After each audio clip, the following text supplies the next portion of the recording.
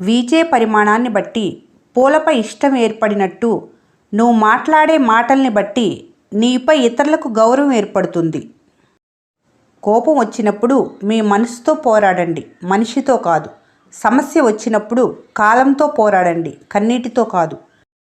ఈ రోజుల్లో మనుషులకి మనసు నిండా కుళ్ళు పెట్టుకొని పైకి మంచిగా మాటలతో నటించటం బాగా అలవాటయింది. అనవసరమైన ఆలోచనలను ప్రారంభంలోనే అణిచివేయకపోతే మీరు మీ మనశ్శాంతిని కోల్పోతారు. మనం కోపంగా ఉన్నప్పుడే కొన్నిసార్లు కడుపులో దాచుకున్న మాటలు కూడా బయటపడతాయి. మనిషిని అర్థం చేసుకోవటానికి ప్రయత్నించరు, కానీ 30 సెకండ్లు ఉండే వాట్సాప్ స్టేటస్ను మాత్రం భలే అర్థం చేసుకుంటారు. కొన్ని సంబంధాలు అద్దె ఇల్లు లాంటివి. వాటితో ఎంత ప్రేమగా ఉన్నా, ఎంత నిజాయితీగా ఉన్నా ఎప్పటికీ వాళ్ళు మనవాళ్ళు కాలేరు. గొప్ప ప్రయత్నాలు, గొప్ప ఆలోచనలన్నీ హేళనతోనే మొదలవుతాయి. నిన్ను బాధపెట్టిన వారి మీద ప్రతీకారం తీర్చుకోకండి, ఎందుకంటే అమూల్యమైన నిన్ను వారు ఎప్పుడో కోల్పోయారు.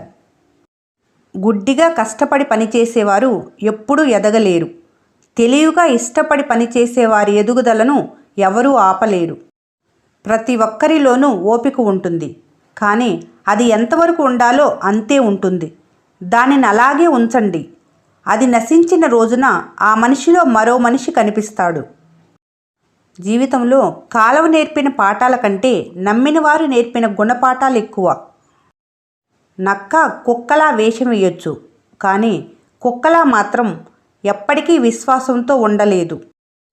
పడిపోతే పైకి తీసుకొచ్చేందుకు ఎవరూ లేరని గ్రహించిన వారే వేసే ప్రతి అడుగు ఆలోచించి వేస్తారు. ఒక మంచి మనిషిలా ఉండు. దాన్ని నిరూపించుకోవటానికి సమయాన్ని వృధా చెయ్యకు.